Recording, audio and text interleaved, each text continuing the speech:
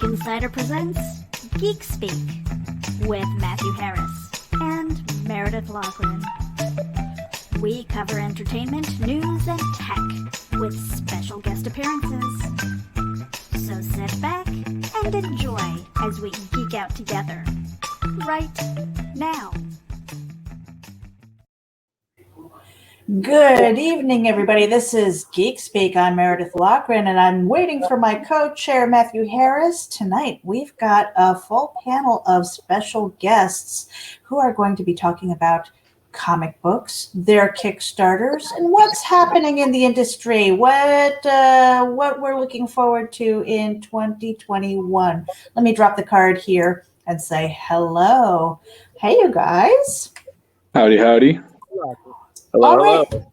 Well, you know what? I'm going to just randomly pick you guys to go up on the big screen so that you can introduce yourselves. And then don't worry about your Kickstarters because we're definitely going to give you some time to talk about that.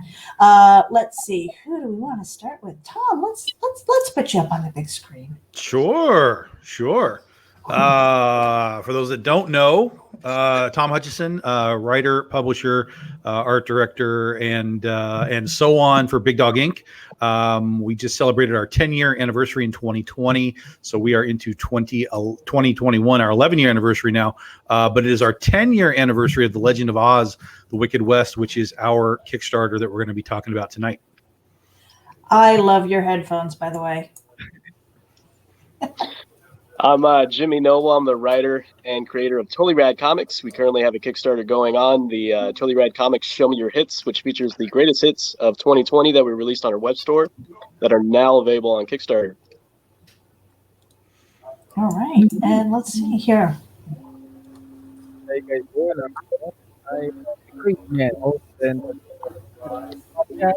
Oh, your mic's a little bit wonky.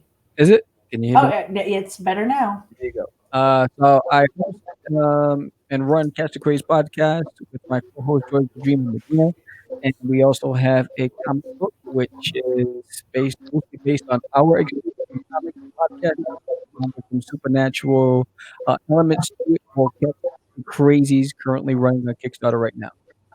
Okay, and Michael. Hey, what's up, guys? I am Michael Oden, creator and writer of Elysian Fields and Nine Realms Publishing.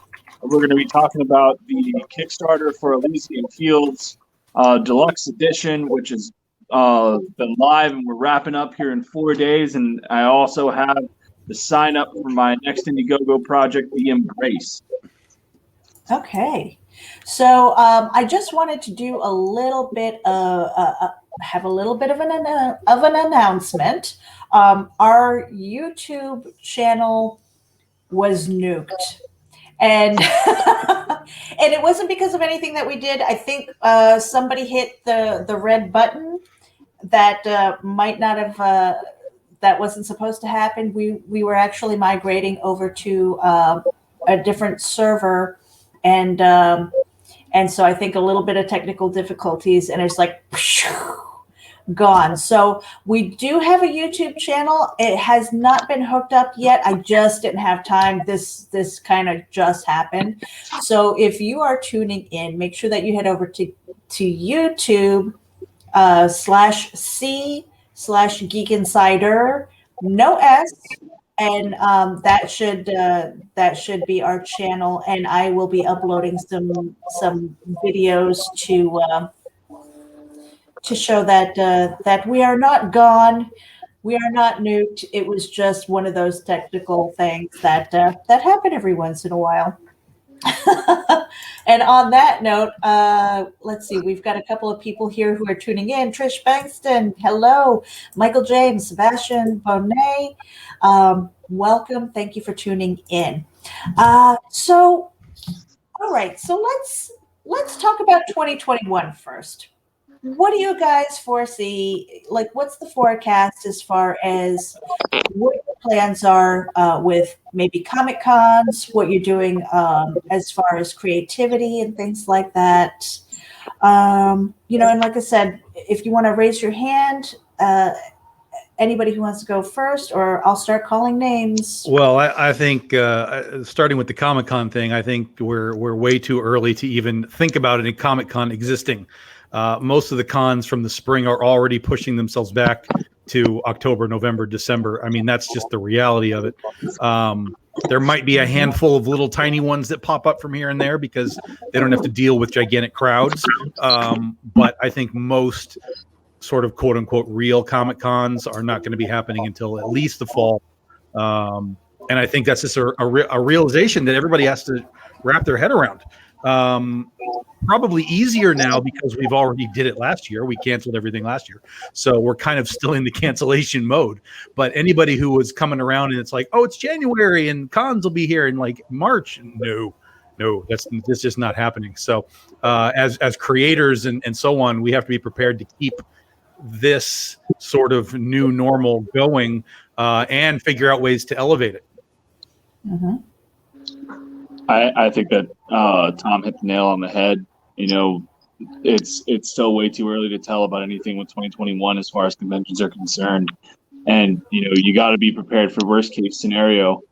You know, it'd be nice for conventions to come back. I'm sure everyone here would love to get at a convention at like a bigger scale. But the unfortunate truth is that until we get there, there's no way of knowing, and you need to be prepared for that worst case outcome. But you know, we've been doing this stuff here online with things like this to not only keep people informed about new products, but stay in touch with the fan base and everything like that. So just you adapt and you overcome. That's how it goes. Mm-hmm. Yeah, Jim, the crazy. Yeah, I agree. I didn't make any plans at all because I don't see anything happening until we get the green light. So spending a lot more time doing live shows and live drawing sessions and trying to build a fan base on all platforms, not just limited to one location. And that's what we've been doing, where we go live on Twitch, on Instagram, on YouTube, on Facebook, and just trying to build an audience and create awareness. Mm-hmm. Yeah, like 2020 was, you know, for the most part, I've already expected 2021 to be a basic virtual comics season again. I had a show planned for March, and then they called me about 2 weeks ago saying it was moved to October, and I was like, yeah, I'm pretty much accepting that there ain't nothing that's going to be happening anytime soon. Mm-hmm. At least in the physical form. Right. You know, I have to say that I was at the D-Land Comics and Collectibles show this past Sunday. It was a very small event, mostly trade, you know, a lot of people reselling toys and comic books and stuff like that. And Silverline was there for the most part. And I met a few other people. It was really cool to be out in the world. And I mean, we were all masked up. There was hand sanitizer all over the place.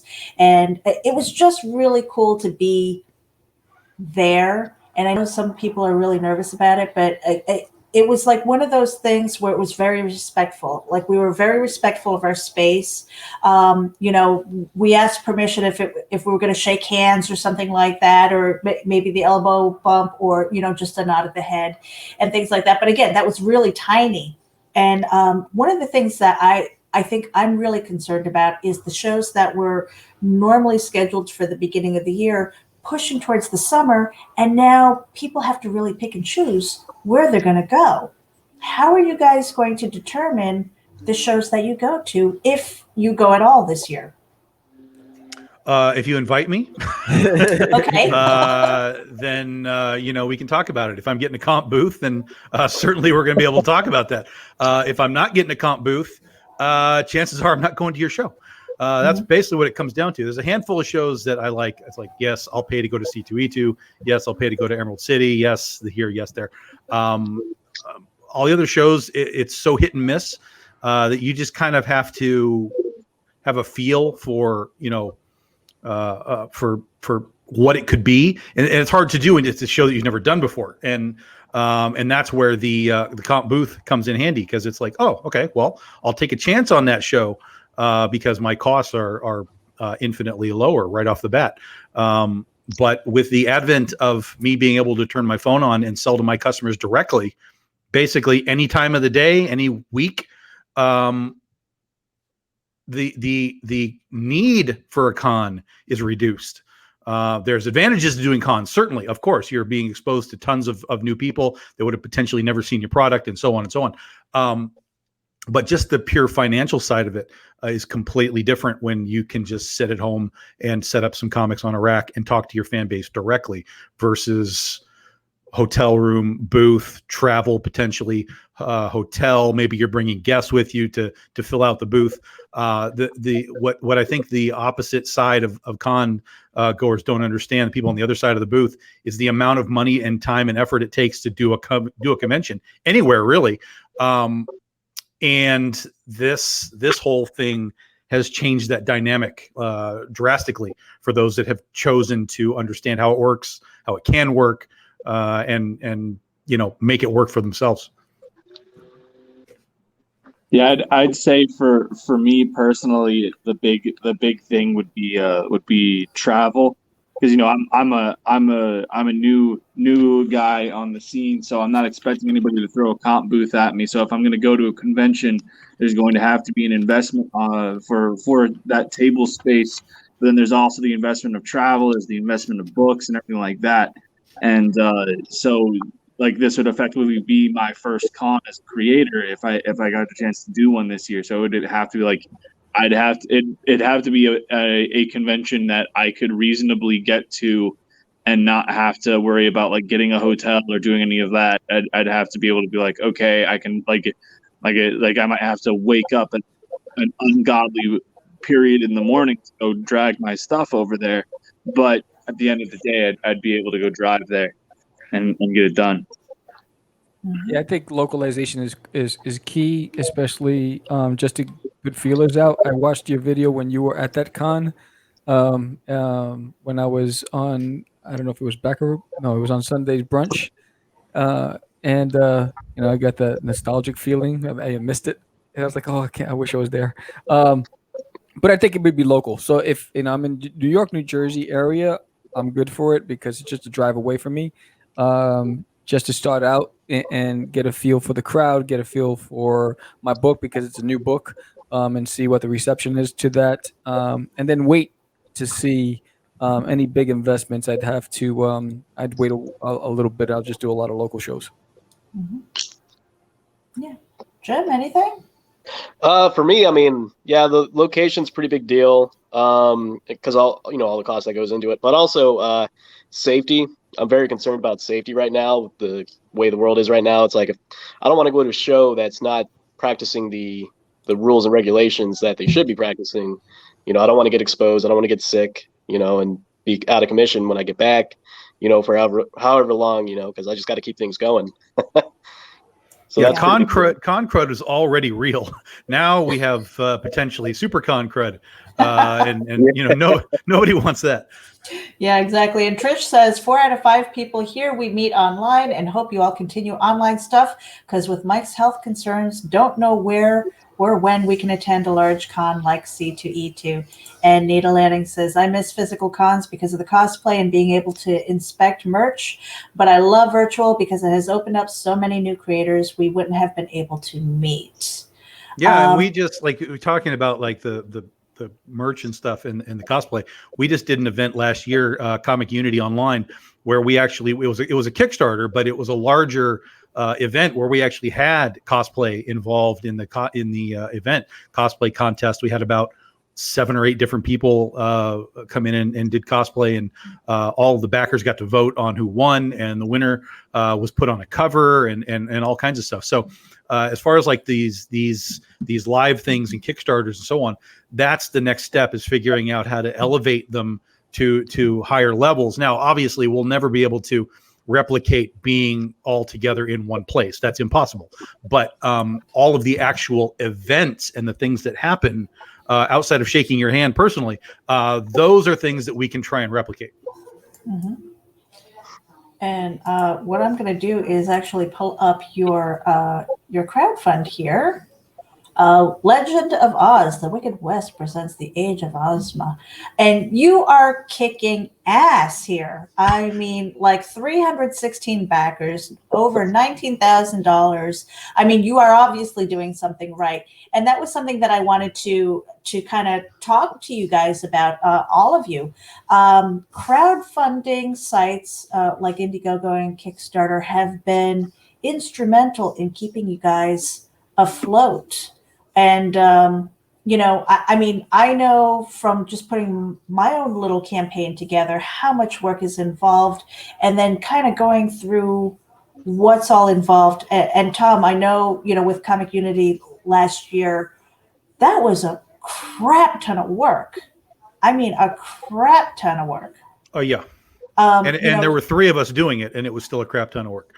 Yeah. And so, I mean, so obviously, you guys are doing something right. You're kicking ass.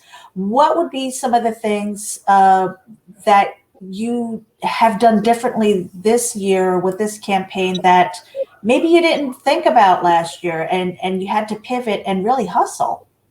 I'm gonna give you a surprising answer. I didn't do anything different.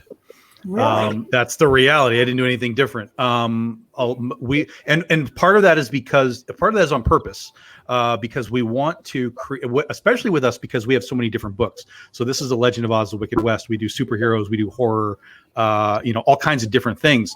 But because it's all under the Big Dog Ink banner, we want the branding of these Kickstarters, so that no matter which Kickstarter you're looking at, image style, reward images, marketing, and all that kind of stuff, the visuals are similar, so that people look at it and they go, "Oh, that looks familiar. What? Oh, yeah, that's a Big Dog Ink thing." And so all of our Kickstarters are almost templated in a way that no matter who somebody is, if they come in and they back Oz, and then they come in and they back Penny for Your Soul, and then they come in and they back Critter, they're going to understand what they're looking at, and it's going to be very, very easy to do. The only thing that I've changed in the last few Kickstarters is we modified our quantity of books and the pricing. So we used to, when we were doing this, we used to have books that were limited to anywhere from like 300 down to like 100. And the price points would vary between that, from, $15 to $40 based on what, how many books were actually being made. What we did starting last year with Princesses versus Zombies, which at the time was our biggest campaign ever, so clearly something there worked, was we changed everything to be, all of our rewards are now limited to 150 copies, and they're all $20 a piece, period. That includes your shipping as well. It's just, that's it. We wanted to make a super simple campaign. We wanted to make it very accessible to whoever was coming into the campaign. So it didn't matter if it was, Brian Peterson or Shannon Mayer. It's $20 if you want to get the cover. And if you want them all, you're just paying for all of it in one quick click. So that's the only thing that we really changed is the pricing structure for everything. And then the rest is just kind of creating your stretch goals, whatever add-ons you want to do, and all that kind of stuff. But that's kind of just tinkering with concepts. Are you going to do poker chips? Are you going to do prints? Are you going to do, whatever you're going to do? But even in that context, we have kind of a similar setup. You're going to get trading cards. You're going to get a poker chip. You're going to get this, that, the other thing. So the collectors, as they've collected through Penny and Critter and Ursa Minor, and they're getting these particular types of items, they're going to get those type of items here with Legend of Oz as well. Mm-hmm. Yeah, and for anybody who is listening on the podcast, we are kind of going through the Kickstarter, and we actually have the links in the show notes here. So head over to Kickstarter. You can do a search for Tom Hutchison. Yep. And this campaign will be up. It's got 19 days to go, and really kicking ass here. Crazy.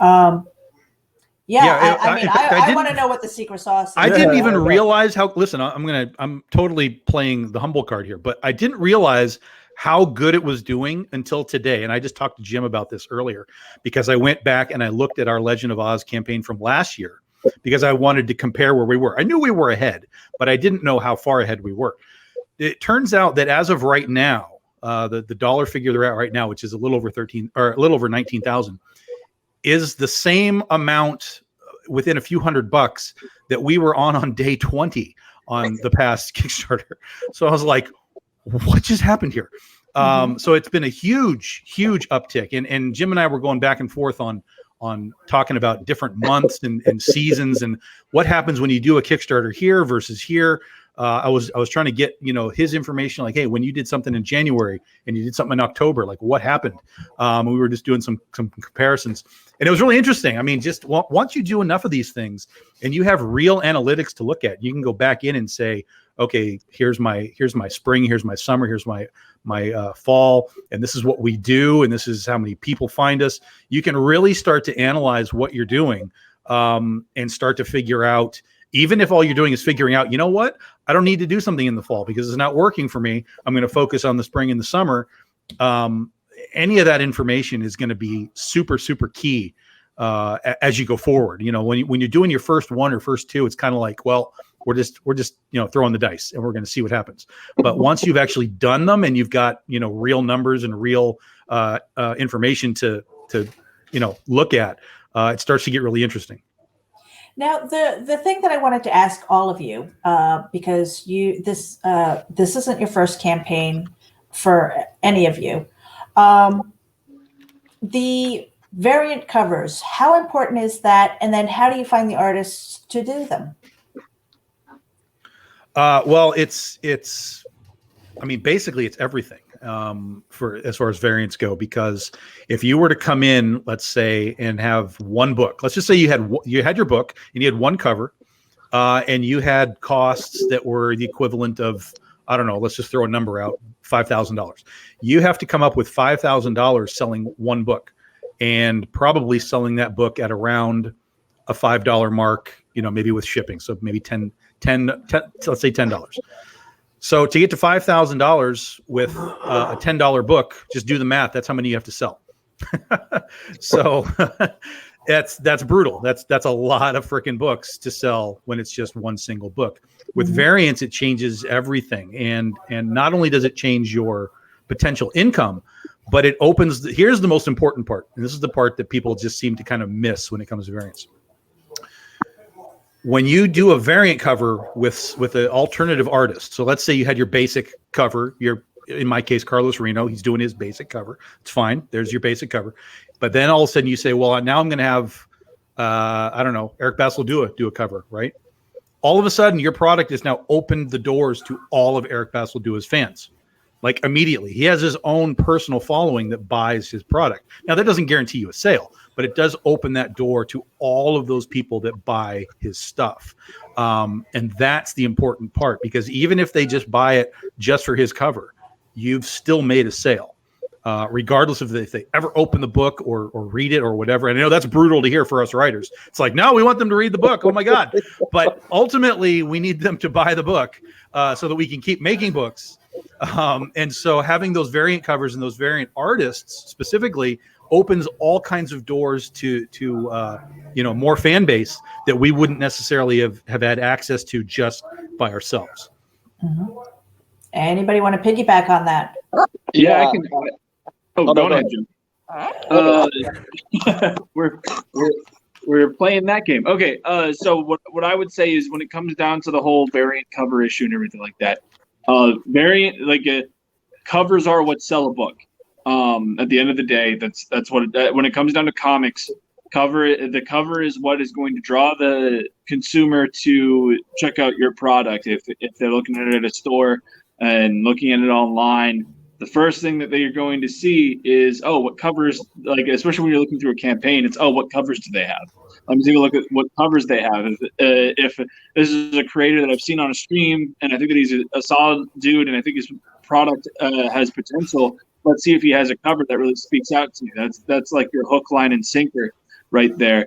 And so they are a big part to invest in. And on top of that, Tom touched on it a bit, where you're bringing in other creators and tapping into their fan base even more. So you're getting another avenue of promotion as well, because those guys are going to share it out to a whole bunch of places, and you're you're expanding your viewership as far as possible, because you never know who's going to see it. And if if you're someone like me that doesn't have a lot under their belt, and you go and you hit somebody up that is a big name and they're promoting your stuff, it's like, oh man, I need to go check this guy out because so and so is a big name artist and he did a cover for them. And if he did a cover for them, that means there's got to be something there, right?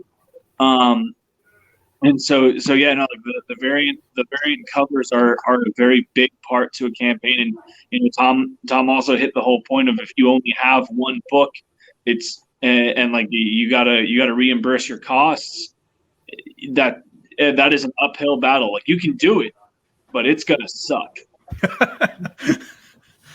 Mm-hmm. What we did was we had a contest, and then we picked the best cover to be the alternative. We got lucky, Daphne Lage did the alternative cover for our first Kickstarter. We have a secret is for a stretch goal. We have another artist that's doing an alternative cover for the second Kickstarter that we got going. We're not going to announce it just yet, but oh, come on, it's Geek Insider. not just yet. Yeah, so it works because to I think it was Jim's point. I'm not sure. You get exposure to their fans or their supporters, and for us, the last Kickstarter was our first. We're on our second Kickstarter. I've never, this is my second time ever doing a Kickstarter. So while I'm excited that we're ahead with our goal, when I look at your numbers, I'm like, oh my God, I got a long way to go. I'm hanging with the big boys. So, yeah, but you can't compare. That's like me. I mean, I could look at Brian Pulido and be like, dude, I suck, right? But what you have to understand is here's Brian Pulido. He's got 25 years behind him and a character that everybody knows. So for me, I've got 10 years behind me and characters that some people know. But it's taken a long time to build the audience and the following into that. And even when we built the following into comics, now we have to kind of redirect them into Kickstarter. So it's not like, we used to sell 3,000-4,000 comics at retail to comic book stores. We don't have 3,000 backers on these campaigns. So it's a completely new learning experience for everybody involved. And we're kind of having to just, rebuild from the ground up again. So you don't ever compare yourself to anyone else. All you have to do is look at where you started and see if you're better than where you were. And if you are, then you're going in the right direction.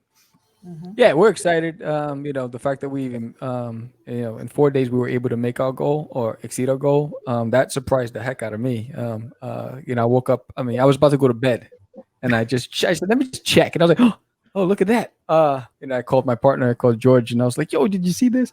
But it's exciting because it's a new space. I'm learning how. We were on backup pours where I let them just rip apart my video, and I took the information and now we revised it, and our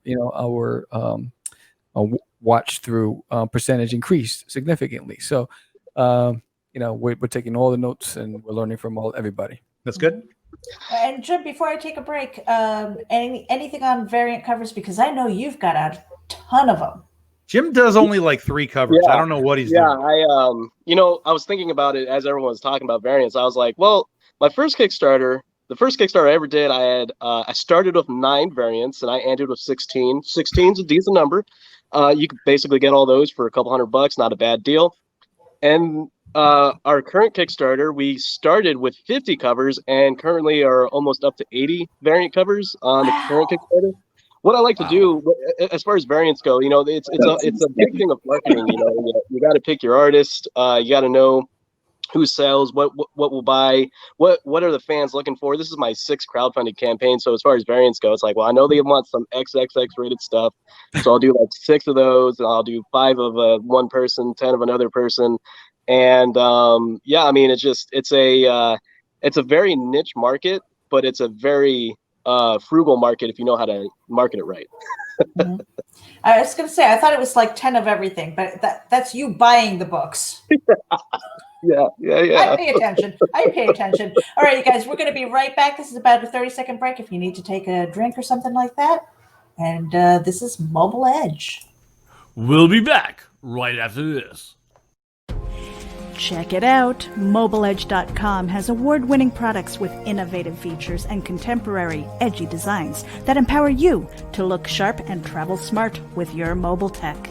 Your beloved, not to mention expensive gaming gear and mobile tech devices, are an extension of you, so give them the protection and style they deserve wherever you go. Find them at MobileEdge.com and protect your tech with Mobile Edge. Bring it on. Hey Geek Insiders, Mobile Edge has a special coupon code for our dedicated listeners. Get 25% off your Mobile Edge gear using coupon code GEEK25. That's GEEK25. Geek out. All right, and we want to give a special shout out to Mobile Edge. That coupon code is good, even though the video said it expires in December 31st, 2020. It's still good, you guys. Use Geek25 to get your mobile tech.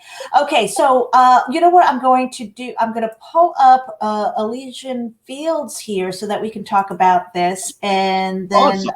Another question. Let me share my screen first here.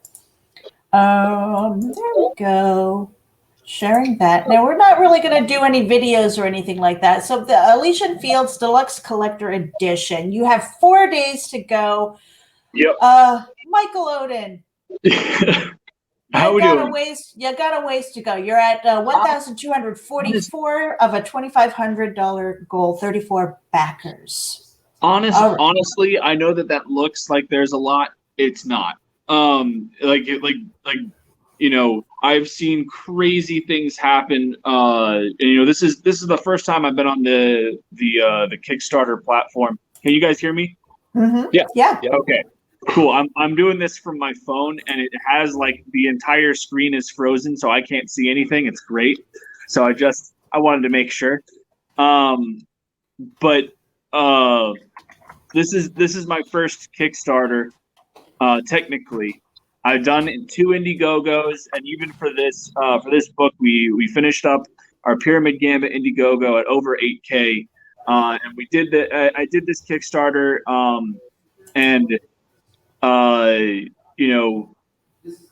we had some people requesting us to come up with Kickstarter, and so that's why I did it. We have gotten a decent amount of support, and it's going to be tight, but hitting that 2,500 is more than doable. As I said, I've seen crazier things happen, and on my first Indiegogo campaign, we raised 1,200 in the last day. So like it's just a matter of making sure that I'm on the right shows, making sure that I'm doing the right posting and this, that, the other over the last 3 days. So it's going to be campaign overhaul. I did the 60-day campaign for this, and I got hit with some personal issues that I had to resolve, but we had already had like a solid amount of people coming back. So I was like, okay, I'll push when I can, but like I had stuff I had to focus on, and that is what it is. But I still, like, as I said, plenty of time left to get in on this book. We've got a lot to offer. Print files already at the printer.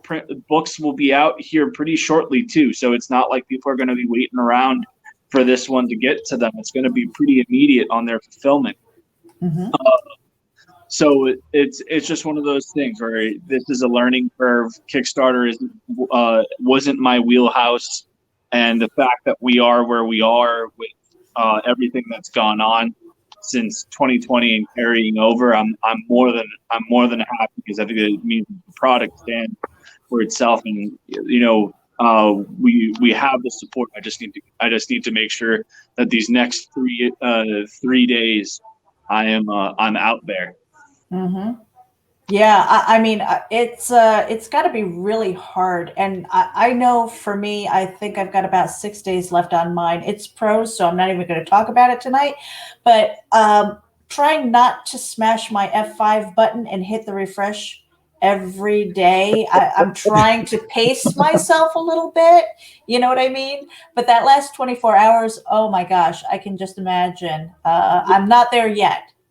It's one of those things where that last day you really got to be like, and I would say even the last 2 days you need to be going, because like at that point you can do like the 48 hour countdown, and break it into like segments and your posts and everything like that. But so yeah, like that's honestly all it is that you just got to go out there, you got to push. And I haven't been able to do that as much as I would have liked for this Kickstarter. As I said, life sometimes gets in the way, and we had a decent enough amount of support, so I didn't feel like canceling it was the right option. So we pushed forward. I've promoted when I can. We have about 50% of the book funded, of this campaign funded, and it's for a book that's already been paid for. So like this is just helping us make sure that we have stuff to invest in the next project. This is getting people their books, getting us more out there and expanding our base. And even if we don't end up hitting this goal, anyone that's backed, I'm going to be I'm going to be figuring out a way to allow those backers that backed the campaign, if they're interested, to get a hold of the tiers that they would have gotten had the campaign funded. And so I wanted to ask you guys here, there are a lot of people who really lean towards Kickstarter and a lot of people who lean towards Indiegogo. How did you make that decision? Me personally, it was more of a UI thing. Like I had seen a lot of campaigns that I really liked on Indiegogo. I think that played a little bit onto it. But the biggest thing for me is I initially started trying to do a Kickstarter thing. I didn't like the layout. I didn't have the know-how to really do it. And even on this campaign, I think I did a solid job, but I did all of the campaign layout and everything myself. And I still got a lot to learn as far as in the graphic design department. I'm not bad, but like there's still room to grow. But like on Indiegogo, a lot of that stuff you don't really have to do. There's a lot more like text options when you're doing the Indiegogo layout. There's a lot you can have, like each perk tier has an image for the product. Like there's a lot of nice things that you can do on the Indiegogo that you can't do on the Kickstarter, and it's very easy. It was very easy for me to set up, and that was what ended up really being the thing that pushed me over there. Tom, Jim, the Crazy Man. I mean, what was your decision to go to Kickstarter as opposed to Indiegogo? For me, it was talking to JD Calderon and Daphne. And so we spent a lot of time with JD talking about the ins and outs, and it just seemed that was the direction that we chose. We just flipped the coin and said, let's go there. I've never done any of these crowdfunding campaigns, so that was our first go-to. Tom, Jim? Yeah, it was basically brand awareness. Indiegogo was a non-existent factor when I started looking at doing these types of things. I might have heard of it, but everybody that had done it was talking about Kickstarter. They were just like, hey, we did a Kickstarter. And I knew people that had done Kickstarter. So I was like, all right, let me look at what this is. And I just focused my attention on that. And, we built our brand into Kickstarter. Yeah, I've done 5 Kickstarters and 1 Indiegogo. I did an Indiegogo over the summer last year for 2 weeks just to try it out. I mean, I made 10K, but people are going to say the pros and cons of both sites. And as far as working with each one, I'd have to say Kickstarter is a much more friendlier site for the type of books that I put out, as opposed to Indiegogo was. They were very pain in the ass when it comes to adult books, even though I censored everything for them. And then they said 2 weeks later, hey, you didn't censor this, so we're going to hold the money that you made. And I was like, well, that's not fair. But eventually it worked out. I got the money, but Indiegogo was very unhelpful for a creator like me. I think for anybody who's coming out of the gate, who's new, and maybe when they're trying to set their goals, and I think that's the next question that I want to put up there. How is it that you set your goals? Because I've seen a few There was one, and I'm not going to name it, but they had like a $10,000 goal, never crowdfunded before, never supported anybody, and obviously it's flailing.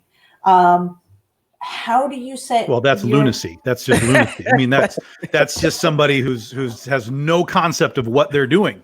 Is literally what it comes down to. I mean, now, granted, that $10,000 might be their legitimate number that they need, and in which case I get it. But there's no way the odds of you coming out of the gate as, hey, I'm a newbie with a new book and nobody's heard of me and I need 10 grand, like that's almost impossible. It's virtually impossible. Again, unless you're really playing into the variant game and you have some names to come with you, that's how you would reach those kinds of goals. But like Jim, like when you did your first one, you came out of the gate like as a zero, right? Yep. So what was your first, and how did you manage your first one? The way I managed it, I had the 9 covers I started with. I picked artists that seemed to have a decent following, and I was like, okay, I'll get these guys. I reached out. They said, yeah, I'll do a cover, and I said, great. And then as the Kickstarter went on, I'm on a goal of $1,000. We got funded in about 8 hours, and I was like, oh crap, I got to do stretch goals. I didn't plan for this, and so eventually, like as the Kickstarter kept going on, I had more and more money coming in. So I reached out to a couple other artists who were already out there on other Kickstarters or had a Kickstarter going on. I was like, hey, could you do a cover for me? My Kickstarter ends in 2 weeks, and they were able to pump out a cover in like 2 days. And, on a goal of 1,000, I ended up with 8,000, which in hindsight, that doesn't really happen often at all on Kickstarter with guys like But now, so this will take me back around because there's how do we say this?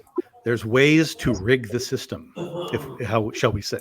Do tell. And basically, basically, this is how it generally works, guys. Everything online is algorithmic, and so what happened with Jim, and this goes with other people too, is the way that Kickstarter works. There's a popularity button as well, so you can see how popular you are in comparison to all these other campaigns. Every time you roll over 100% on your your goal, you're incrementally boosted up the ladder, and you are more and more apt to be seen randomly on their site versus somebody having to go find you. So that worked in Jim's favor because he had a $1,000 goal. He funded it in 8 hours, and suddenly he does another 1,000, he's bumped again. He does another 1,000, he's bumped again, and so on and so on and so on. So algorithmically, there are ways to play and monkey with things. And that's why you'll see a lot of campaigns will come out and they'll just be like, hey, it's $1, man. We're starting at $1. Like, that's not a real goal, obviously. Right. But they know that the algorithm, if they can get to $1,000, they're suddenly massively percentagely so high that their campaign will continue to just appear more often in random, hey, I'm on Kickstarter searches. So that's one of the weird little tricks. Yeah. The problem with that, however, is that if you put yourself at, say, $1,000 goal, but your real number needed is 5,000, and you only come up with like $2,000, well, guess what? You're hosed, because now you have to come up with that extra money on the back end yourself, because the people that did pledge for you want their stuff. Exactly. Mm-hmm. 100%.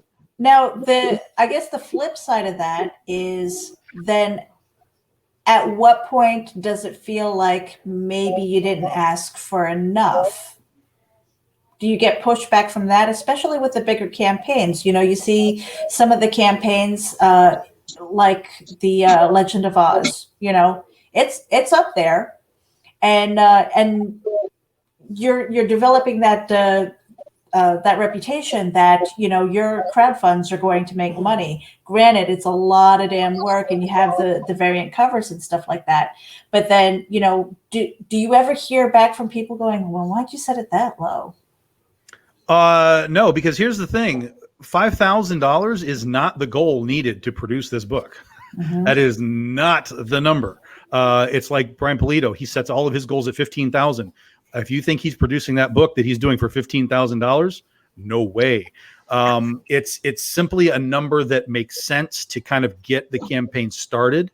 It's high enough that it makes sense. It's low enough that you should be able to fund quickly. I mean, I know guys that set that do 60, 70, $80,000. They set their initial goal at 3,000 just because they want to fund that much faster and be able to say, I funded in, 30 minutes or whatever. But who cares? The 3,000 doesn't mean anything. But algorithmically, it means everything. So for us, we always just kind of started at 5,000 because that's a large chunk of what it takes to create the book. And then from there, we have to pay all the artists and the cover artists and the printing and all the stretch goals cost money. So it's not like, hey, we did $2,000 and here's a stretch goal. Like we don't get $2,000. Like that money goes into producing the actual stretch goal. So yeah, we might make a little extra on it, but it's not like that's just free and clear money. So yeah, we're not all the people that you're looking at, like me and everybody below me, we're not all like doing a Kickstarter and then buying boats. Like it's not happening. We're paying our people to do the stuff that we need to get done. We're paying for all the shipping, which is a huge expense. And then we're paying our rent, man. I mean, this is what's happening. Yeah, 100%.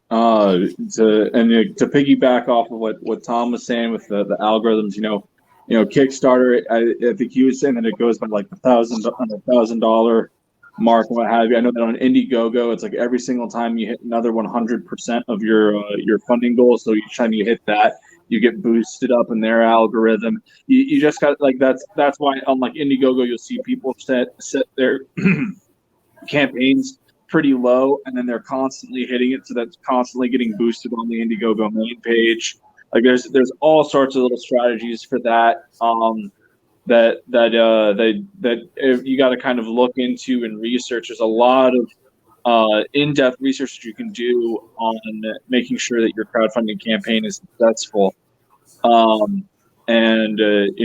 It's something that you got to do your due diligence on. I unfortunately do have to roll out though. I've got some stuff that's about to go down and I need to take care of. Okay, well, Michael, hold on a second. Let me put you on the big screen so that you can tell people where they can find you. Absolutely. And it's all yours. All right. Well, my name is Michael Loden. I'm the creator and writer of Elysian Fields and Nine Realms Publishing. You guys can, as you saw, we got our Kickstarter. We got 4 days left on that. We're about 50% funded on there with a $2,500 stretch goal. It's not that far away, especially with the perk tiers that we have. Books are already being made, so it's a guaranteed thing that you'll have your books probably within the month that the campaign finishes up. And we have the sign up for the Embrace on Indiegogo, which is going to be just an absolutely stellar book that you're not going to want to miss out on. Thanks so much, Meredith, for having me on. Thanks for considering me in the same tier with guys like Tom Hutchison and Jim Noble. They're great dudes, and it's great to see you, Crazy, down there. I need to make sure I get in on the second Kickstarter. I wasn't able to make it in on the first. Mm-hmm. So. Well, thank you, Michael Oden, for tuning in and taking up a chair here so that we could talk about your Kickstarter. And we're going to have those links up on our Geek Insider Facebook page. Right now, I'm streaming to my personal YouTube channel. We will get the Geek Insider channel back up for YouTube. We had a little bit of a technical difficulty, and it kind of wiped out our stuff. That's okay. We can rebuild. I've got strong shoulders and I'm not crying, okay? But, okay, Crazy Man. I've got your, while we were talking, I've had your Kickstarter up here. Yeah, I saw it. And scrolling through and stuff like that. Tell us a little bit about your campaign. Oh, basically, my campaign is about it's basically almost like an autobiography, but with some humor and fantasy elements to it. It's about my journey and my partner George's journey in comics. 10 years ago, when we first started in comics, we started our podcast, Cast the Craze, and we were one of only a handful at that time, and we were very successful at the time. And I decided to leave comics forever for 10 years, and I walked away because real life took over, and but it was always yearning. And I was, I was doing a 9 to 5, the grind, but always it was like calling to me. And George stood in the game, and he was going from convention to convention, selling his books, but there was something missing, and so we reconnected, and we decided to bring back the podcast. And from the podcast came Catch the Craze, and basically it's two guys who are trying to rebuild their success in the podcast, and they find that the world has changed, and they're just small guppies in a big pond. So Sam loses his mind, and he goes into the woods at night and shouts out to the universe, "Help me be the #1 podcast in the universe, and be careful what you wish for, because you just might get it." So, a supernatural alter ego, the crazy man, responds, and he unleashes the crazies on the populace. And now Sam and George are the subject of a massive investigation, because people are walking like zombies because they're addicted to the show, and they have rival podcasters that been taunting them. And now they're entering this major competition, and they're accusing them of cheating, and so it just spirals off. And then so now when they realize what's happening, Sam and George and the crazy man have to stop the crazies and catch them. So this is Catch the Crazies, and this is on Kickstarter as well. You've got 22 backers, 22 days to go, $2,340. You're already past your goal, so congratulations on that. And I know you've got some stretch goals and some really interesting tiers. Now, tell me a little bit about that, because you do podcasting. I mean, was this kind of based on real life? Yes. So a lot of the stories are from what happened to us in real life. It starts off issue 1. If you picked up issue 1, it started off with me hosting the Comic Book Artists Guild award ceremony at New York Comic Con. I was the MC there, and so it starts off there, and then it's like a flashback scene, and then it breaks off where I am going through the grind and working in a corporate environment, and not happy with my life, and and that's how so we take real life, and then we added the rivalry. That's a fantasy element, and the crazies are another fantasy element, but yeah. Mm-hmm. But a lot of the things that we say in the studio and the gags that we have are in the book as well. All right, very cool. And let me just pop this in here. I'm sorry, I'm between screens right now, so I feel a little bit disjointed. So I guess the next thing that I kind of wanted to ask you guys, as a fairly new creator, I mean, finding the artists and things, I kind of touched on it earlier. How is it that you approach people to do the variant covers, or do they approach you? I mean, what's the process, and how do you think they found you? I think for me, we got lucky because we put a contest out. And on the first one, on the second one, I had an artist reach out to me and say, "Hey, I'd like to help you with your, and support you and just do something for you." And we started talking. And so we've been very wild. Yes, we're very fortunate that we've built a community of people that want to see this become successful. And especially for this is new. I've been gone forever. And we entered the game with a concept that is not your typical comic book concept, and so we know there's a risk factor there because everyone's into a specific genre of comic books, and so we're coming from left field, and we just over the years we've just built a large community of family of friends, and then people just want to come out and support. Jim, Tom, I mean, like, how is it that these artists are kind of coming out of the woodwork for you guys? I mean, and I want to kind of preface that by saying, there is no such thing as an overnight success. I mean, it takes time to build up the reputation. But go ahead. Sorry. Yeah, for us, we were super lucky, honestly, at the beginning. I mean, the very first variant cover we ever had for Big Dog Inc. was Eric Basildua and Nia Rufino. So it's like, well, okay, I guess this is what we're doing. And then Mike DeBalfo followed right behind that. And then it just kind of, we were off to the races. I was talking to Ryan Otley from Invincible, and it's just like, what is happening?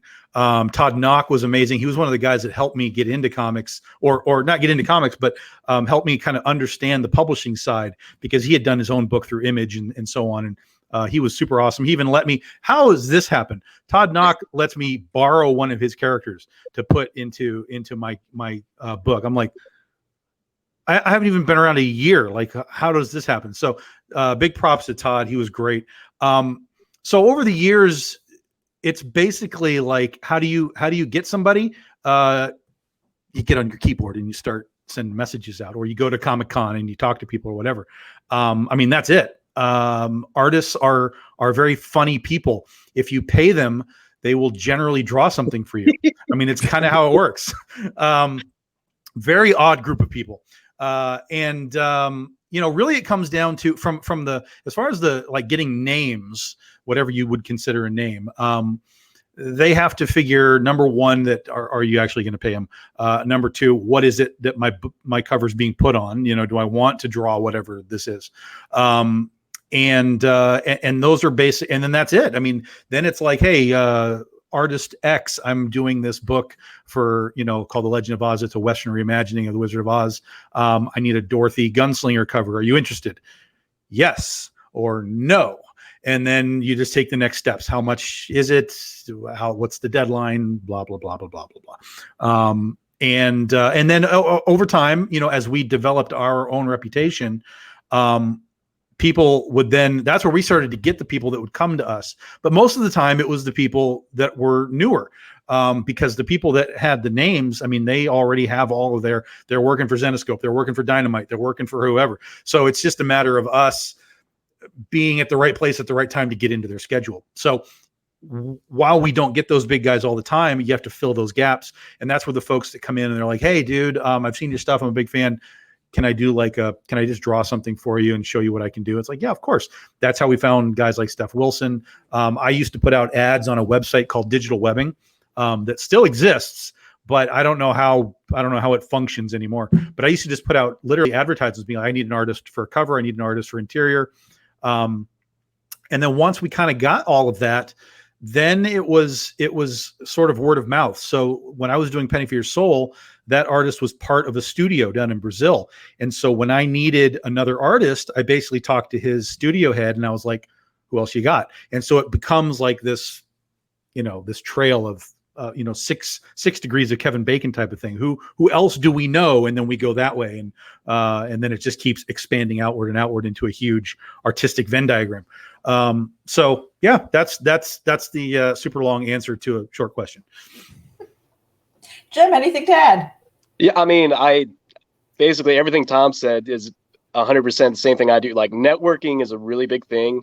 Reaching out to people, just saying, hey, like, here's what I do. Do you want to draw naked women or naked clowns? Or, you know, how do you feel about clowns? And it's either yay or nay, or they're like, well, tell me more. And then I show them pictures and they're like, don't talk to me anymore. Or they're like, yeah, I want to do it, man. And usually for me, a lot of the times, like, I get a lot of new artists that reach out to me who may have one cover, may not even have any published covers at all. They're like, hey, would you give me a shot? And I'm like, okay.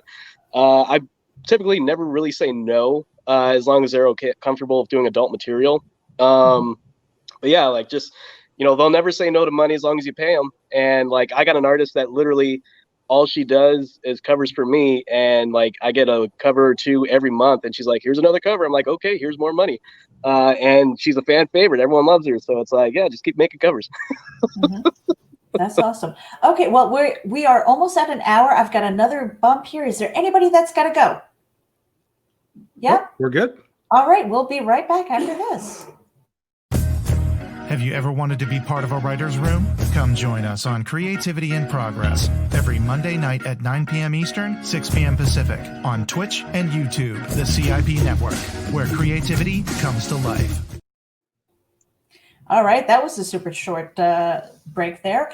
Okay, welcome back. This is Geek Speak. I'm Meredith Lochran, and with me today, I've got Tom Hutchison, Jim E. Noble, the Crazy Man. Do we call you Sam or just the Crazy Man? Sam. You can call All me right. either way. And we had Michael on earlier. we've got one more Kickstarter that we're going to go through. But and while I bring that up, I did have a question because I wanted to talk about that network, the Facebook groups and stuff like that. Let me just pull this up first here. How important are the Facebook groups, and how do you how do I say this delicately?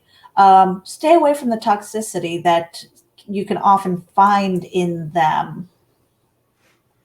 You stay away from the toxicity by dropping that crap in an instant as soon as you see it. That's it. There is no point trying to combat it. I know people will say, well, no, I'm going to try and make this better. You're not going to make anything better. Get out, go find a better place, make your own better place if you want to. I did that with the Artist Alley Shopping Network. I'm part of the Comic Book Shopping Network.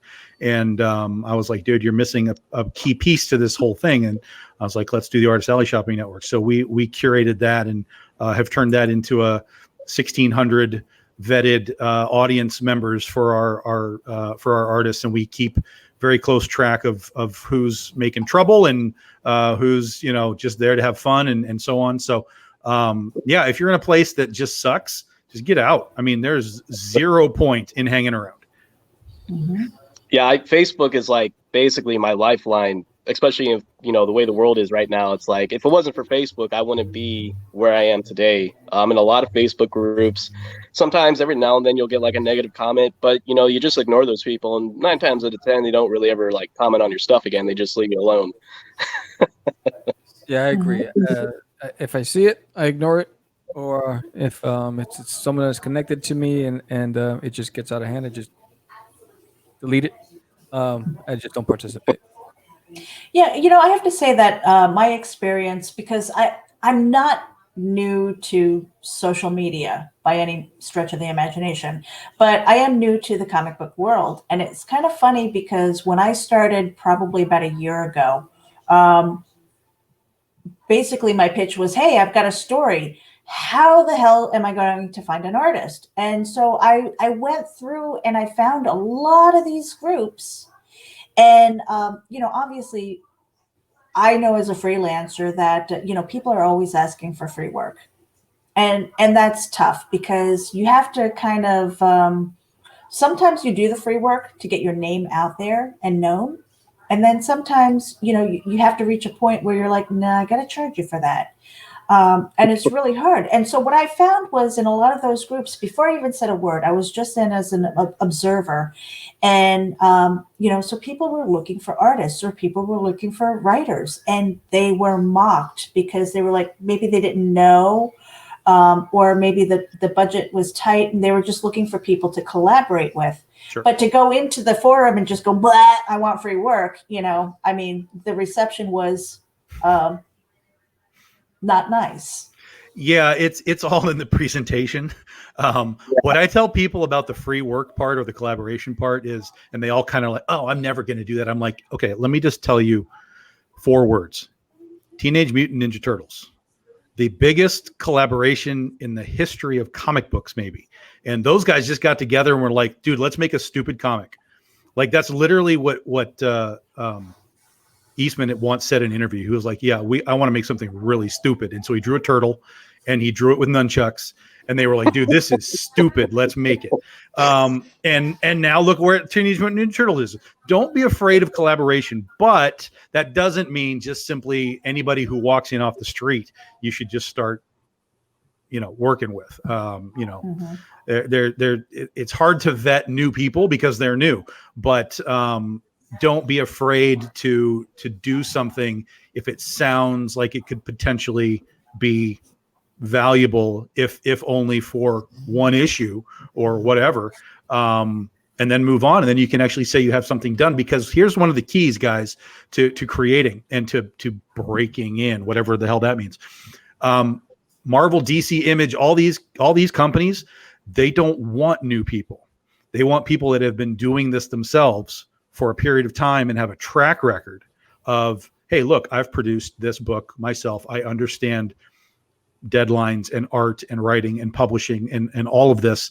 And then those companies can say, oh, okay, this guy's got some whatever. There's so many people that I see on these threads that are like, oh dude, this sucks. This is terrible. I'd do that for free, man. I'd do it better. I'm like, that's why you don't have a job, because you're not even doing anything and you're just running around crapping on other people that are actually literally doing it. And that's why you're not successful. It's almost as simple as that, because while there's not necessarily being blackballed, the comic book industry is really kind of small. And so if you're kind of an ass, that attitude will kind of circle around. It'll be like, yeah, that guy he's kind of a jerk and I don't want to work with him. And you've blackballed yourself essentially. Yeah, I mean, all the artists that we're working with for JC Grande, I found him on DeviantArt, and I have I'm on there as well. And the previous artists I found on Instagram. So it all depends on I think it's about networking is huge. And so I'm always on every single day. I spend at least 2 hours just either posting or responding to posts or reacting to posts that I like and or building a network. And because you never know who you're going to run into, who you're going to work with. I try to keep those doors always open. And there's a lot of talented people out there that I just follow because I love their work too. And that's how, and then next we're working on something together. Yeah. I worked with JC too many years ago. We actually made a pitch to Croft for a Land of the Lost comic, and JC did three promo pages for us, nice. which was freaking awesome. I love them. They're so great. It's such a great and ridiculous moment in Big Dog Inc. history that we were like a year old and pitching a comic book to Croft. Like, what? That's awesome. So now, how do you vet the newbies? You can't really. You just have to let him do something and get the result. If it's an artist and he's new and it's like, okay, I need you to do this, and then he gives you back the rough and you're like, well, it's not right. I need some edits. And he's like, F you, I don't do edits. Then I'm like, okay, this is going somewhere else then, because I need what I need as a publisher. I know what this needs to be in order to sell it. So if you can't work within the context of what I need as a publisher, you're out the door. Mm-hmm. Yeah, if you can't understand what the publisher wants to make and you're trying to change it up, it's like, no, this is how it should be. And it's like, well, I think it'll be like this. Like, no, if you look at, like say for an example, an artist, they reach out to me and they want to do a book, and I'm like, okay, well, here's an example page. I'll pay you for the page. And they go, well, I don't really do adult material. It's like, well, did you do any research before you asked me about doing a book? Because that's all I do. Mm-hmm. I don't think it's going to work. I have to say that, when I was, I had scripted out the 8 pages of a story that I wanted, and I was looking for an artist, and I went trolling through DeviantArt, more so than Instagram. And so I was looking for people who had the style that I was looking for, that I envisioned in my head. And then I basically kind of cyber stalked them a little bit to go, okay, 100%. What are people saying about this guy? Does he deliver? Does he do sequential art? I mean, these were all things that I was like learning and going, okay, and then price, and his price was like pretty high. And I was just like, oh, my budget is such and such. And so then getting into the uncomfortable place, because I've never been like one to haggle price and stuff like that. But that seems to be an art among us folk here now. So I guess the art of haggling, that's the next question I wanted to ask. How much haggling do you do, and when do you say, nope, your price is good, I'm good with that? I can tell you that DeviantArt is a place full of a lot of opinions. So what I do is, everybody has an opinion on what the going rate should be. But if you have a budget, that's the budget, and that's it. So what I did, because I learned the hard way, because the first time I said, I put in, I was just putting an inquiry, and then all these knuckleheads just started responding, and they got under control. So this next time I said, I have a specific budget in mind. This is what I'm looking for. This is exactly what and I detailed it out, and then I locked it. I said, if you're interested, hit me on my send me a message. I said, but I didn't allow for all of that nonsense to go back and forth. I said, only interested people send me your portfolios, and we'll go from there. And that's how I came across JC, and then we talked, and there was some wiggle room there, and because I have my high, I have my low, and I have my happy space, and so we met in the middle, and we locked it, and he started, and that was it. But I think you got to control the noise, because sometimes it can get out of control. Yeah, we have, it depends on the art. Like, is it fully colored? Is it painted? Is it, whatever? Is it line work? Is it inks?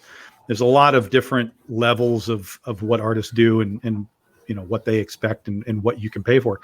So, for us, especially in regards to new people, it almost isn't about the talent level that they're showing. It's, I have to take a risk on this new person. I can look at it and say, oh, this looks really cool and I really like it, but I could put it on a cover and everyone could be like, well, it's okay. And so I can't be here dropping $2,000 on something that is going to be something that the people are gonna be like, well, yeah. So you have to kind of really figure out, like, this is what you're doing in comparison to what I've done in the past. This is what I paid for it. This is where I need to be. And they're either yes, no, maybe, again, back and forth, maybe meet in the middle.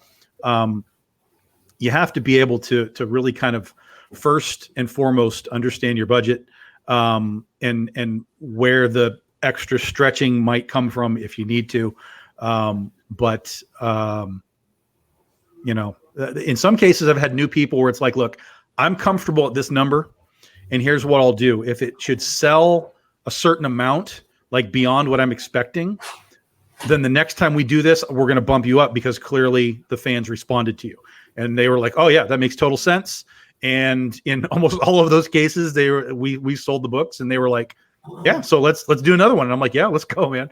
So, there's that too. There's the idea of more work. And in most cases, artists like more work. So, they'll talk to you if it's going to be, hey, I'm doing Legend of Oz, and I'd like you to do, all 3 covers that we're going to do this year. Okay, cool. Let's work out some kind of a price that makes sense for everybody here. Mm-hmm. Yeah, I mean, it's, I guess it's one of those things, like for a creator, maybe an artist, maybe a writer, to say, hey, I'm kind of breaking in and stuff like that. I can negotiate the price because I want to build up my portfolio. Yeah. I don't highly recommend anybody really doing work for free anyway. I mean, if anything, compensated in books. Oh, you should always at least get comps or something. Yeah, for sure.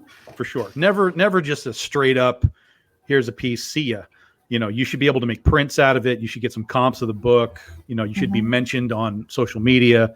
You should be getting at least that type of back end stuff. But yeah, I mean, if it's your first ever job, you might not get paid, man. But at least at that point, you'll be able to say, I'm a published artist. Right. And I think that's so important to build up that portfolio. And also, okay, so talk to me a little bit, Jim, damn this campaign. You're almost there. For anybody who's tuning in, because this does go up on the podcast and they're not going to see this, we've been scrolling through the Totally Rad Comics. Show me your hits. There's only an hour left of scrolling. Yeah, when he started scrolling, I keep thinking like, yeah, she's going to be doing this for a while. Yeah, I'm like, keep talking. I mean, but this is beautiful art. And I mean, you can see there are some standout artists that I recognize on the spot, which is kind of cool. Yeah. So tell us a little bit about your campaign here. So Totally Rad Comics Show Me Your Hits is 7 different books that 6 of which we released in 2020. This one that you're going through right now is the Totally Rad Life of Violet one-shots, and it's actually our newest book. So we put a new book on here, but the other 6 are books that we released in 2020, just not on Kickstarter. So I figured, well, why don't we just do a Kickstarter for those who may have missed out? So we have our May the 4th Star Wars parody book, The Totally Rad Wars. We have our all ages comic, Strange Cosmic Tales. We have our summer special for our sexy clown, Roxy Feelgood. We also have our Totally Rad Cave Woman, who the Cave Woman and the Summer Special were actually on Indiegogo, so I figured, well, why not put them on Kickstarter as well?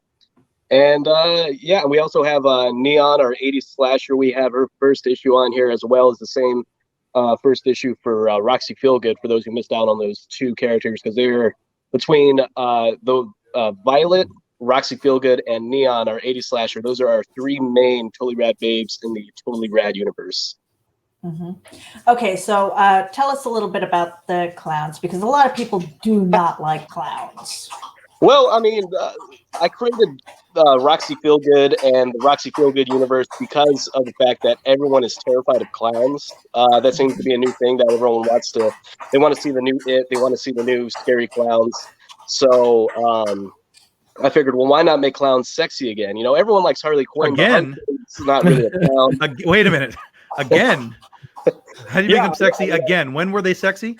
Well, I guess I'm making them. I guess I'm breaking the walls here. But I'm making them sexy. You know, you don't see enough of them, and you know, it's basically in the Totally Rad universe. Roxy Feelgood is a movie that Violet goes to see in issue 2, and you know, it's a fun book. It's an adult X-rated book, just with clowns having sex, having fun. Instead of, you know, Planet of the Apes, we have Planet of the Clowns. You know, we have, like, instead of Indiana Jones and the Raiders of the Lost Ark, it's Indiana Jones and the Raiders of the Lost Clown. You know, stuff like that. You know, it's fun. It's movies. And 80s references, a lot of 80s references. And yeah, I mean, then one of the summer issue, they go through time with a magical remote. So there's that. But actually, they go through TV channels. So they go to, like, basically the Land of the Lost. Then they go to the 80s workout channel. Then, you know, they're at a football game and they're in the locker room. You can assume where all this leads to. Nice. All right, and this is pretty impressive too. 148 backers, 8 days to go, $15,116. And this is what I was talking about earlier. It's like you had a goal of 500. Was that so that you could add stretch goals and things? You know, I mean, because with the history of your Kickstarters and stuff like that, I mean, there's a certain level you know you're going to hit. Yeah, so basically, like, I've gotten to the point, I did this on the last Kickstarter, and I wanted to do this again where we would hit a point on the stretch goals. With stretch goals, like, sometimes they're like magnets or stickers or something, but for me, it's like, I want to go big. Like, I want something that people get and they actually want it. You know, they get magnets, they get stickers, they get those mini prints. It's like, you know, maybe they don't want them, maybe they do. But, like, so the last Kickstarter we did, we gave them a free Ashcan comic book. That's a free comic book on top of the pledge that you already got. So for this one, I was like, well, because these are all books that we've released, I mean, the goal should be low, because all these books have already been printed, they've been made, with the exception of the new one shot. So I figured $500 is fine. If we hit 15,000, which we did today, everyone gets a free Ashcan comic book of a new Totally Rad comic that is coming this year. And it is not something you can buy. It is not something you can get outside of the Kickstarter. It is if you're a backer only, you will get this Ashcan. So if we end with 148 backers, then there will only be 148 copies made. Okay, I mean, so that is one way to market, and I guess the last question that I want to ask you guys is, how do you choose where you market your stuff? Because I know Facebook is huge. I mean, there are like billions of people that go there. So obviously, where else do you go to try and network and find the people and find your audience? Or is Facebook it? Nowhere. I hate Twitter. I hate Instagram. We're Facebook there. is it, huh? We are represented there. We are there. BDI Comics on both. So for those of you that like Twitter, Instagram, you can follow us right there. I don't like anything about the platforms. I'm less worried about Instagram, but I just don't like Twitter. So we've kind of chosen Facebook as our primary. This is where you find us. All of the functions here work very easily. It's obviously we're on StreamYard here. Everything kind of works together with StreamYard and all that. It's very, very super easy to cultivate a crowd and an audience here. It's very, very super easy to walk away from, like we talked about, anything that's toxic and weird. It's very easy to block people, and just, it's very easy to do things right where we're at on Facebook. So while we are on Instagram, while we are on Twitter, I do have a Patreon, which has been growing, which is super fun. In fact, we just picked up another patron today. So we're at 28 patrons on Patreon. That's been super fun to do. But really, we focus on Facebook and make that our primary landing point for, people to find us. I'm everywhere. Until I build that reputation and that following. Right now, I am spread everywhere. We're on Twitch, we're on TikTok, we're on Instagram, on Snapchat, we're Twitter, we're everywhere. So it's like just trying to get the word out. It's a lot of work, but until we can build that, it's a necessity right now. Mm-hmm. Jim, how about you? Yeah, I mean, I'm like Tom. Like, there's Twitter and there's Instagram, but like, there's too many social medias, and like, as far as traffic for comics goes, like, Facebook seems to track really well, especially if you're in the right groups. Now, if you're in the wrong groups, I mean, it's like, you just got to find a better group. You can't be in the records group trying to sell comics. You gotta be in the comics group. You can't be in the Victoria's Secret group. Just be in the comic group. I don't know. I think you could probably be in the Victoria's Secret group. Yes, well, maybe. Yeah, maybe. Yeah, again, it's one of those things where people struggle with, because there's so many options as far as social media and where to go. And, one of the things that I try and say is find where your audience is and then cater to them. But then there's also that fine line of, if that's where your audience is, how do you find the new audience or the step beyond them and kind of reach that? Because at some point, and I'm not saying any of you guys have reached that, where it just feels like the same people over and over and over again. Sure. And it's like, okay, how do I get to the step beyond? How do I get to those pastures? So look, right now on Kickstarter, I have 317 backers. Of those 317, I probably know 100 of them.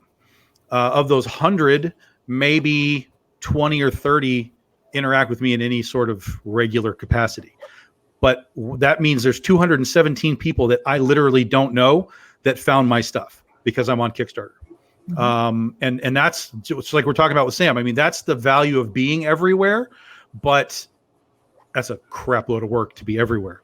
So, and just like we talked, just like Jim did Indiegogo and Kickstarter, there's no reason not to do both. I'm telling you right now, guys, there's no reason not to do both. You'll figure out that one works for you better. That's natural. One will work for you better than the other, period. We don't know which one it will be until you do it, but one will work better for you than the other. That is the historical fact of everybody that I know that has done both. But just because one did less than the other doesn't mean it's not valuable, because that's a different group of people that have found you. Simple as that. So every time you enter a Facebook group and you are actively posting, anytime you are in a group and you're reacting to other people's stuff, all of that is putting your name out there in some capacity.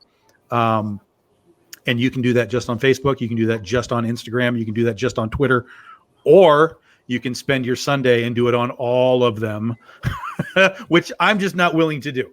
I get too much else to do, so I've focused on Facebook, and then I've got somebody that helps me kind of sort of copy and paste to Twitter and Instagram and all that kind of stuff.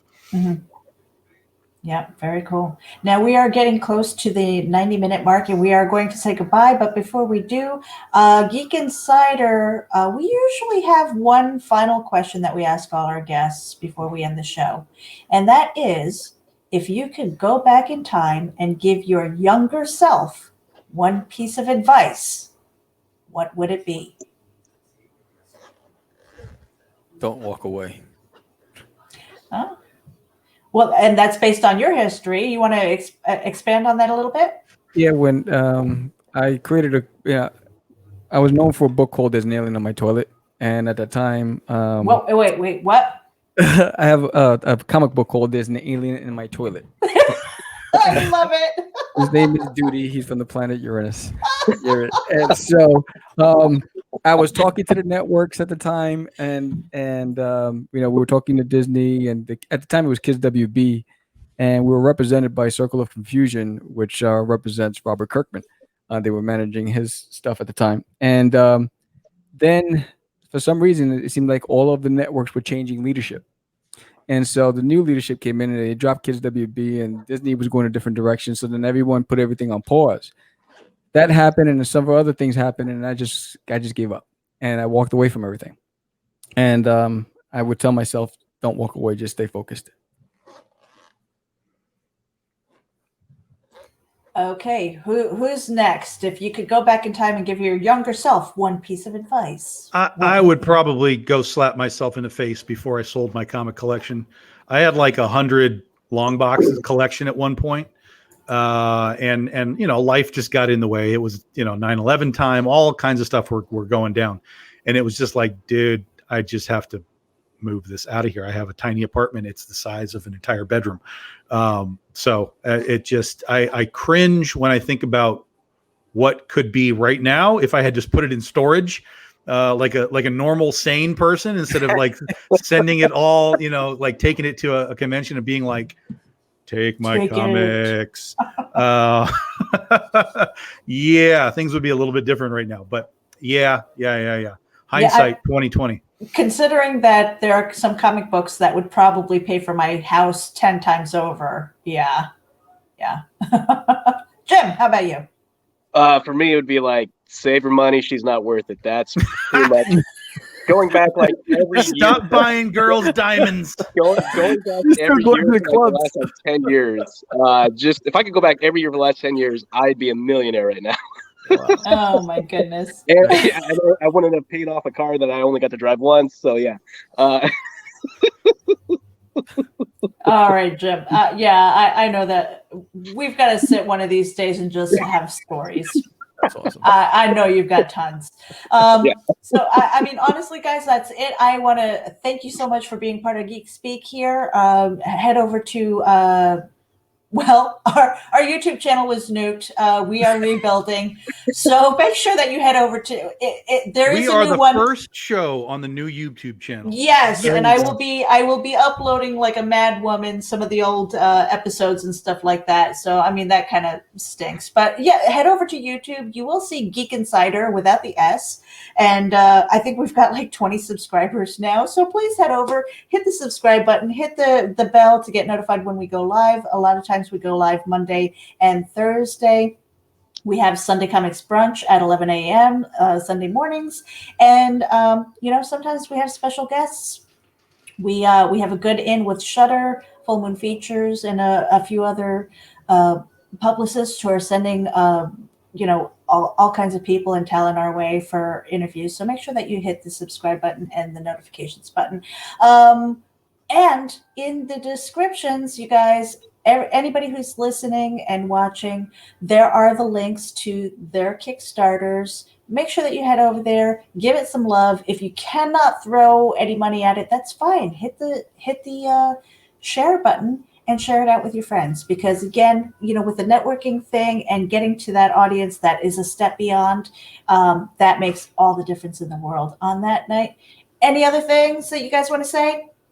Thank you. We're good. Keep We're good. on in the free world. Yeah. Thanks for doing it. This is what we were talking about earlier. Like, how do you get yourself out there? You got to do all of these different things. And it's great to turn your phone on and talk to your audience, but every time you're on someone else's phone and you're talking to their audience, that's how you start to incrementally level it all up. So yeah, thanks for having me. Yep. Absolutely. All right, you guys. On that note, you guys, we'll see you soon Sunday for Sunday Comics Brunch. Take care.